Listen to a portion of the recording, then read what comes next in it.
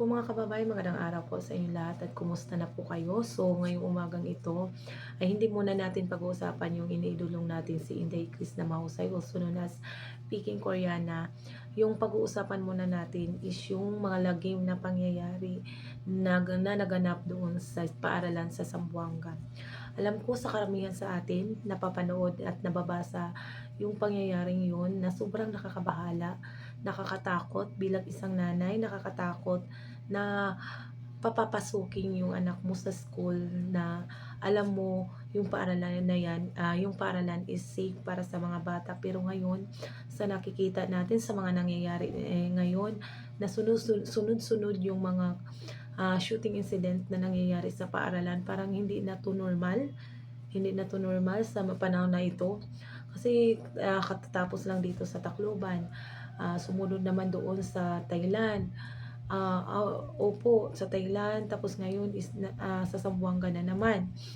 So dito, sobrang nakakatakot kasi nabigla ako nung nabalitaan ko nga kahapon kasi nagtatatakbo yung anak ko at sinabi, mama, meron na namang nangyaring shooting incident sa ano.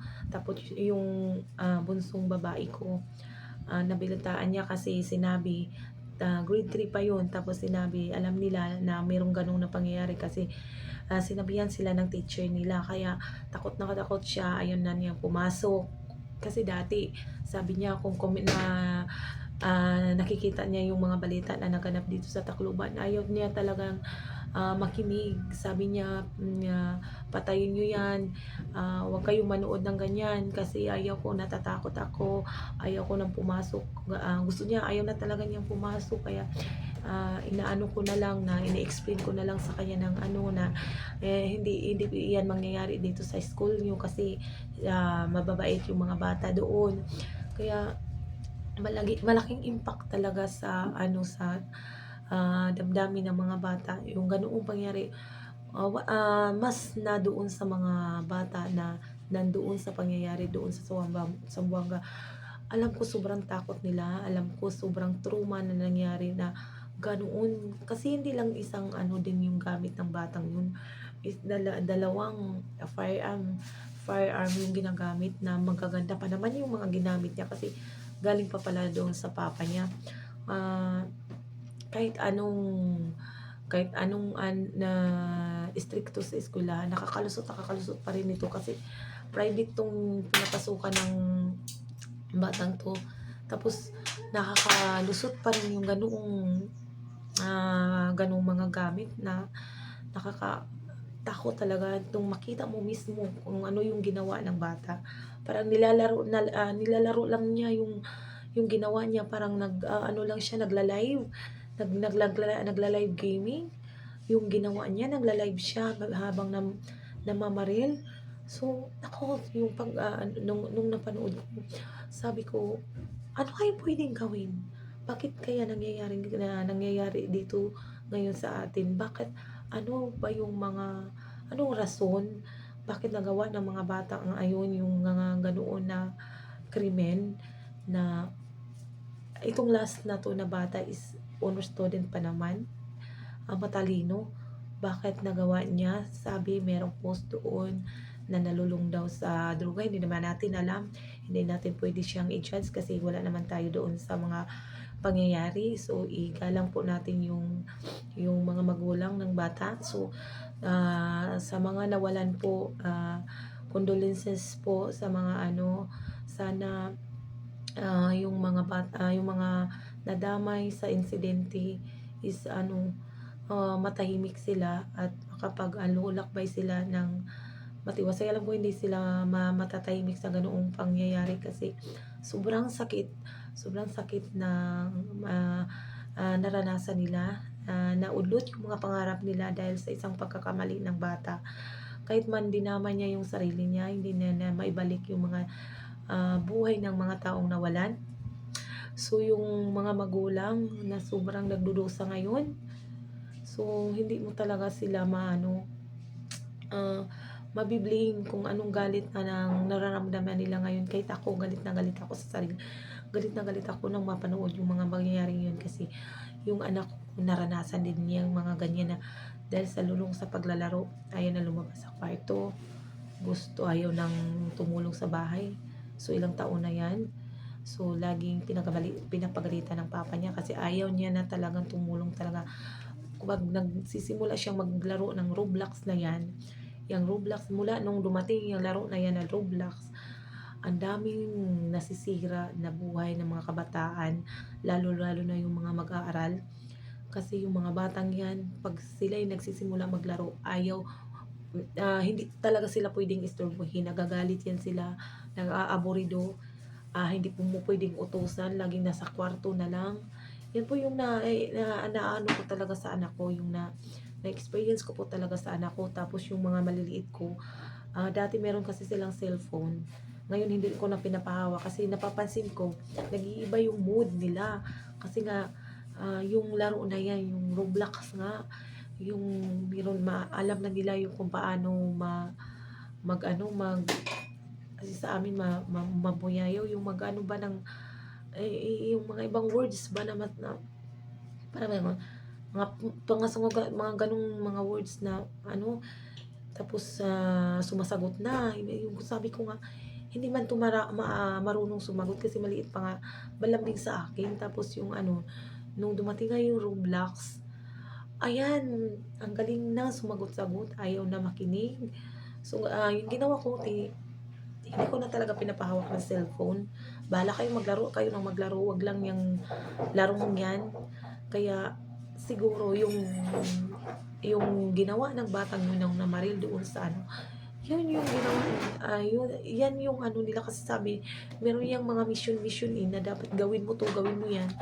So, yun po talaga yung inisip ko. Yung anak ko ngayon, sabi niya, ayaw niya talagang pumasok. Natatakot siya. Ayaw niya wag ka nang manood ng ganyang mama. So, ano kaya pwedeng gawin? Sana magawa niya gawa ng action niya ng mga namumuno sa eskwelahan or ibalik muna nila na yung ang nasa bahay lang muna sila,